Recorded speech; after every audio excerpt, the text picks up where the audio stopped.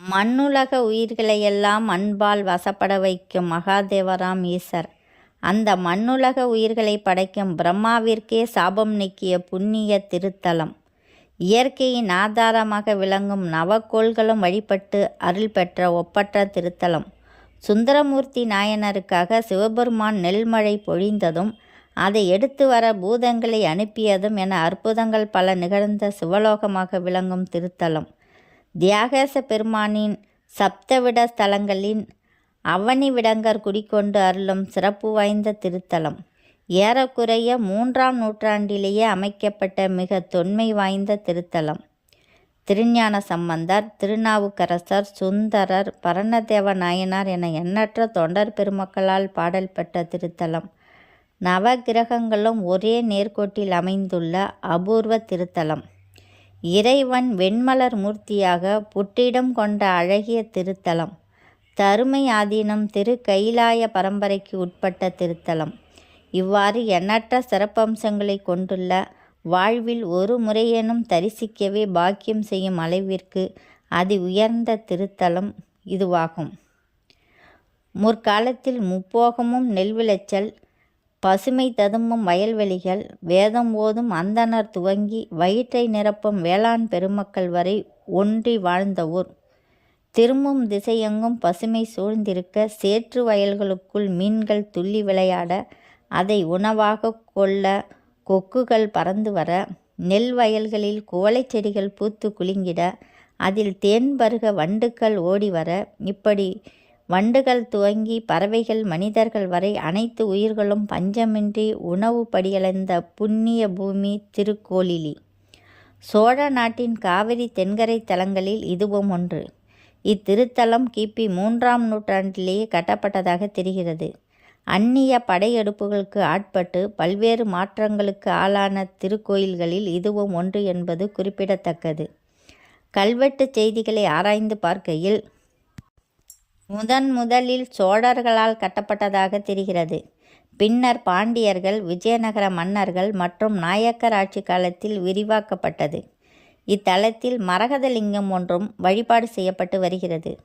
காவியம் போற்றும் சோழர்குல வேந்து தென்கிழக்கு ஆசியா வரை படையெடுத்து சென்று வெற்றி வாகை சூடிய மாமன்னன் ராஜேந்திர சோழன் அங்கிருந்து மரகதலிங்கத்தினை கொண்டு வந்து இத்தலத்தில் ஆலிங்கனம் செய்ததாக நம்பப்படுகிறது.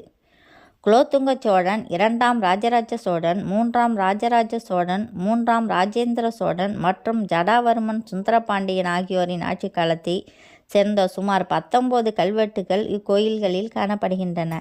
இத்தல இறைவன் திருக்கோளிலி உதய நாயனார் என்றும், தியாகராஜர் அவனி விடங்க தியாகர் என்றும் திருநாமம் பெற்றிருந்ததாக இக்கோயிலில் உள்ள கல்வெட்டுகள் மூலம் அறியப்படுகிறது.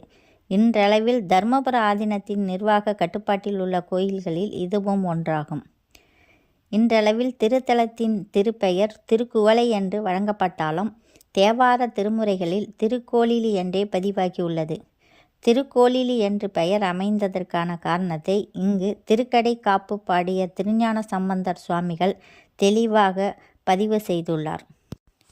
நாளாயே போகாமென் நஞ்சனையும் கண்டனுக்கே ஆளாய வன்பு செய்வோம் அடநெஞ்சே யரநாமம் கேளாய் நங்கிளை கிளைக்கும் கேடுபடா திருமருளி கோளாய நீக்குமவன் கோளிலியம் பெருமானே.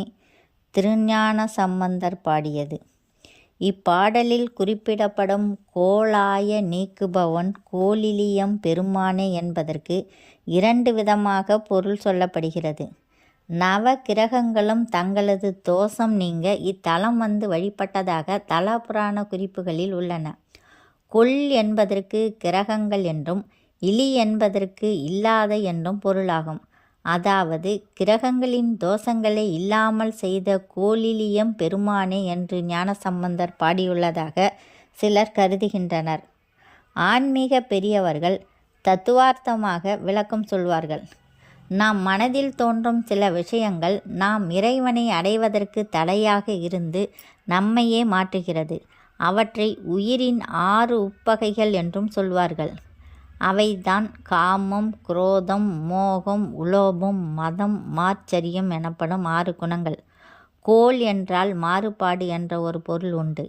இலி என்றால் இல்லாது என்று பொருள் வருவதால் மனித மனதிற்கு பகையாக இருந்து மாட்டுகின்ற குணங்களை நீக்குபவன், மாறுபாடுகளை இல்லாமல் செய்கிற கோளிலியம் பெருமானே என்று ஞானசம்பந்தர் பாடுவதாக சிலர் கருதுகிறார்கள். 2 கருத்துக்களும் பொருந்தி போகிறது. ஆக கிரகதோஷங்களில் இருந்து மனிதனின் பாவக்கணக்குகள் வரை அனைத்திலும் இருந்து விடுபட செய்யும் திருத்தலம் கோளிலி என்பதில் மாற்றமில்லை. தரிசன நேரம் காலை 7 மணி முதல் பகல் 12:30 மணி வரை, மாலை 4:30 மணி முதல் இரவு 8:30 மணி முதல். திருக்குவளை பேருந்து நிலையத்திலிருந்து நடந்து செல்லும் தொலைவிலும், எட்டுக்குடியிலிருந்து 3 கிலோமீட்டர் தொலைவிலும், கச்சனத்திலிருந்து 7 கிலோமீட்டர் தொலைவிலும், திருத்துறைப்பூண்டியிலிருந்து 17 கிலோமீட்டர் தொலைவிலும், திருவாரூரிலிருந்து 23 கிலோமீட்டரிலும், நாகப்பட்டினத்திலிருந்து 29 கிலோமீட்டர் தொலைவிலும், திருச்சி விமான நிலையத்திலிருந்து 134 கிலோமீட்டர் தொலைவிலும் இந்த கோயில் அமைந்துள்ளது.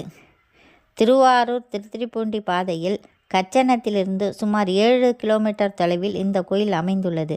திருத்துறைப்பூண்டியிலிருந்து பேருந்துகள் உள்ளன. திருவாரூரிலிருந்து வேதாரண்யத்திற்கு செல்லும் பேருந்து இந்த கிராமம் வழியாக செல்கிறது. இந்த வீடியோ பிடித்திருந்தால் லைக் பண்ணுங்கள், ஷேர் பண்ணுங்கள், சப்ஸ்கிரைப் செய்யுங்கள். நன்றி, வணக்கம்.